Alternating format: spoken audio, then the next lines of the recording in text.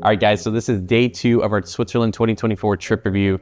We're gonna talk about what we did. As a reminder, in our first part of the video, we talked about our layover in New York with our overnight red-eye flight, 1 a.m. departure time from JFK to Charles de Gaulle Airport for our second layover day, as we did not leave Paris till later in the evening. So we slept on the plane. We were able to use our Amex rewards and transfer them to Air France Flying Blue to get a great deal on some business class lay flat seats for under 60,000 points total round trip, 30,000 points each way. So it was really, really cool to get a great opportunity there on points. We'll do a different video talking about how we got that deal with some of the great websites that we use, such as Seats.aero, etc., in another video. So now we're getting to Paris. It's August 6th. It's a Tuesday. It's the second week of the Olympic Games. They had done the opening ceremony and everything like that the week before, kicked everything into high gear. And so we're coming in kind of later on in the Olympic Games as some of the big sports are already over. But that was great because the crowds were light. We arrived in Paris local time, leaving JFK at 1 a.m. We arrived in Paris about midday, about 12 to 1 o'clock. And I had actually booked us a reservation at a super cool spot for my wife. We were going to the main flagship Louis Vuitton store next to the store that they're building right now, the big hotel that when you go outside looks like the giant luggage and briefcase. So it actually made an appointment. You can actually go to Louis Vuitton's website, make an appointment, and again, you get to skip the giant line that is usually outside. So we went through security at the airport, customs, I should say. Very, very quick process now. I don't know if this was just for the Olympics or if it's full time, but they have these self-scanning passport readers now where you put your passport down, it reads it, it scans it, you walk into this kind of in-between chamber thing. It takes photos of you, gets your facial recognition, and then you're good to go. You walk straight up to the desk from there. Somebody stamps your passport in and out. We were in the customs line for less than 5 minutes. When we had traveled to Charles de Gaulle last, in about spring of last year, 2023, when we went to Italy and Athens, we had to wait over 30 minutes in that line. So it was really nice to see it expedited. We then headed outside and caught a taxi into the city. They actually had a dedicated lane for any taxis coming to and from the airport for the Olympics. It was the Paris 2024 dedicated lane. So we got to do kind of the fast track and go straight through to the inner city. And it was great because that lane was all the way on the highway from the airport and then on one of the major highways that wraps around kind of the northern part of Paris in the inner city. So we were able to get to the Louis Vuitton store on the main street. I apologize, I'm gonna butcher the pronunciation. The Champs-Élysées, as it should say, which translates into a very famous avenue in Paris, as the translation is. But it's a main store that has like Nike, the main street that has like Nike and all these big stores all the way along it. So we got there and we were a little bit early. Our appointment was until 3. We actually arrived at about 1:30 because the traffic, I wasn't expecting that kind of fast lane, and we were able to take that cab and get there quickly. So we were able to go walk around a little bit up and down the road, get some ice cream. We saw some athletes that were there from either they were done already or they weren't doing stuff till later on, but they were up and down the street in their full team, whatever country they were representing, attire. It was really cool to see that. And let me tell you, the Paris military was out in full force. I've never seen so many people walking around, protecting, again, citizens, making sure that it was a safe event for everybody. So really, really cool. If you've never made an appointment before at Louis Vuitton, it's great because they actually communicate with you. So we were texting with our kind of person on WhatsApp. We were able to kind of go and let them know that we were gonna be there early. And so they were able to let us come inside about 45 minutes before our appointment, which is great because that gave us more time for things later on. So when you enter the store, it's crazy. This is where all the people of all the people shop. We are normally not these people, but this was a special gift for my wife's 30th birthday. I wanted to kind of give her a cool opportunity to experience one of the flagship stores from Louis Vuitton in Paris. It was really cool. It was very hands-on, so if you ever get to go, they basically are there to wait on you, I should say, right? They start with bringing you a coffee, a cappuccino, sparkling water, anything like that. And then they're there to assist you and find the exact bag that you were looking for, or if it's not bag, shoes, or whatever else they sell. They kind of get an idea for what you're looking for, what kind of things you're wanting in this purchase. And then of course, they'll bring you as many things as it takes.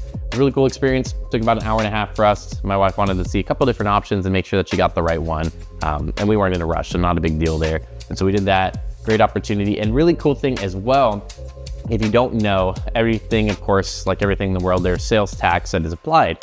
So when you purchase and you spend over a certain dollar amount on anything in Paris on sales tax, the VAT that they charge can actually be refunded. So it was nice because we were able to get a pretty big refund. I'd say like a 12% refund on the total purchase price that we spent.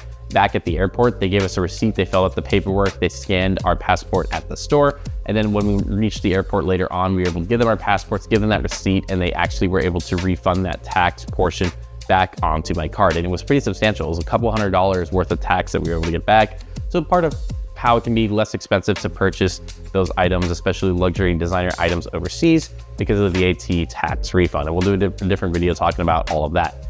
So then when we wrapped up there, we had some time. And so we actually had found a spot that I had looked up online to go and eat that was kind of more in the Eiffel Tower zone. We weren't sure exactly how it was gonna be because for the Olympics, they had that whole area kind of roped off. You had to have some credentials to be let in through by the Parisian military and police force, but they had just lifted that about 2 days before we arrived, so we were able to go down into the zone and actually get down there. The restaurant that I wanted to eat at was actually closed. A lot of the local businesses, which we did not know at the time, actually closed for the Olympic Games. A lot of people went on vacation just thinking that the crowds were gonna be pretty immense and traffic. So a lot of the Parisians left the city actually for the Olympics, including the restaurant that we wanted to go to.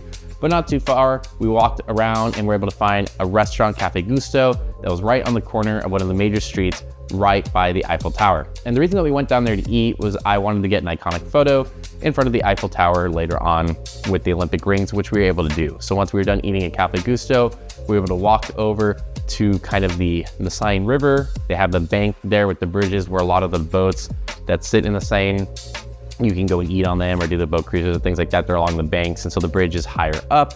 And so we walked along that. They had it gated off in between kind of where they were playing beach volleyball, which was in the middle of the Eiffel Tower Park. And then across the bridge by one of the Capitol buildings, they had a big stage where they were doing a lot of performances and things like that. So there was a gate there. You had to have tickets and be screened to enter that, but you were still able to walk up pretty close to the Eiffel Tower and get our iconic Eiffel Tower with the Olympic rings photo, which we were able to do. So it was really, really cool. After that, it was getting time to head back to the airport. So we caught a cab and headed back to Charles de Gaulle. Traffic was still pretty good, again, with that speed lane that was there to head back to the airport. Once we arrived, they were selling some Olympic gear. I purchased a hat that was there at the airport with a Paris 2024 Olympic gear. And then we were able to go into the Air France lounge. We were still traveling at business class that we had flown from JFK to our final destination in Zurich. And so we were able to go to the Charles de Gaulle Air France lounge. Extremely nice, 2 stories, buffet, beer, champagne, wine, everything you need. They have showers in there. They had like a napping area if you wanted to rest a little bit during the day hours. If you get there earlier, they actually have a little bit of a day spot in there where they're doing light massages and things like that. But it was an extremely nice lounge, one of the nicest airport lounges we've been into. Of course, being in Paris where Air France is based out of, I would expect nothing less. So really cool 2-story lounge, plenty of seats, lots of chargers, and really just comfortable and accessible for people to sit in. So once we were there at the lounge, it was time to go. We headed over to our gate. They had a little bit of delayed boarding, which scared me a little bit, but we were able to get on our flight. We were traveling on business all the way through, again, with those points that I had spent before on the business class flights.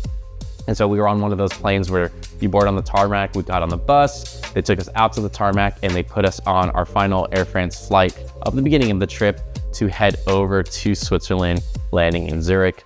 This plane did not have like a dedicated first class cabin. Instead, what they did was they had the 3 seats across, just like many of the domestic planes that we fly here in the US. And they have the middle seat blocked off for the first couple rows. That's their first class. But they do have a meal service. So we actually did have dinner that evening on the plane. We were pretty tired because at this point we had been up early since yesterday, the day before, in New York all day, saw that play, caught that red eye in Paris all day, at the store, eating, walking around, and then heading back to the airport. So we were pretty tired when we limped into Zurich, but Zurich airport was really easy to get in and out of. It was funny, actually, my wife got stopped and they asked her by the airport security what she was doing in Switzerland, how long she was gonna be there, which is really funny because normally that's me, not her. But again, good on them for being extra secure. So we were able to get our bags. We arrived in Zurich and we were heading to the hotel. And we were actually only staying in Zurich that one first night. So we stayed at a hotel called the Plaza Hotel, which is across from the main Zurich train station, which was very intentional because we were leaving actually on a very early train the next day out of the main Zurich train station, where we were gonna head to our first destination in Switzerland, Lucerne. So the Plaza Hotel, really nice. We'll do a standalone video review of this hotel, talking about its location, close to everything, and of course a room review. But you can see some footage here of that hotel. Really nice opportunity to stay there if you ever get a chance to do so. And so that was our day 2, and we have now completed the setup, 2 amazing layovers in 2 beautiful destinations in New York and Paris, and now we are starting Switzerland 2024 on our trip channel. So we're gonna go through here, talk about everything we did, the can't misses for you, but we wanted to have that build up, let you know what you can do on a quick layover and some easy ways to do it. As always, guys, my name is Chris Marti from Marti Party Travel. Please like and subscribe. Allows us to keep doing this and bring you amazing information from all across the globe and great ways to travel, deals, and things like that. We'll catch you next time.